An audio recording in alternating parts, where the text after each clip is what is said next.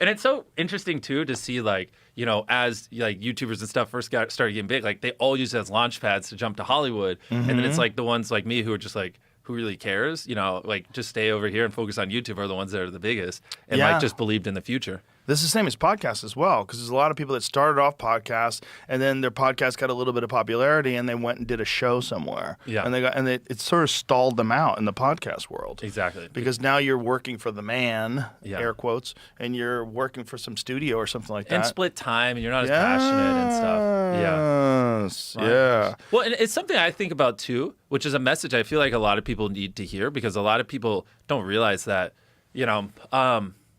not everyone can make tens of millions of dollars or maybe be as successful as like you or I can. But I do believe most people, if they, find something they like, put in a lot of hours, like a ridiculous amount of hours, consume, basically everything's available on the internet now. Consume all knowledge available on how to be good at certain thing and then, do 1,000 iterations on it. Then they can come out the other side and do it for a living. You know what I mean? Yeah. Like, I feel like but most people aren't exposed to that kind of, to be honest, rhetoric. Like they think still, their parents went to college, got a degree, that's how you get a job. And so a lot of people today, because obviously your parents educate you and teach you a lot of these things, and I'm not saying college is bad, just think it's the same pathway, and then they get in a lot of debt, and they don't fully realize that, if you just like, so there are like,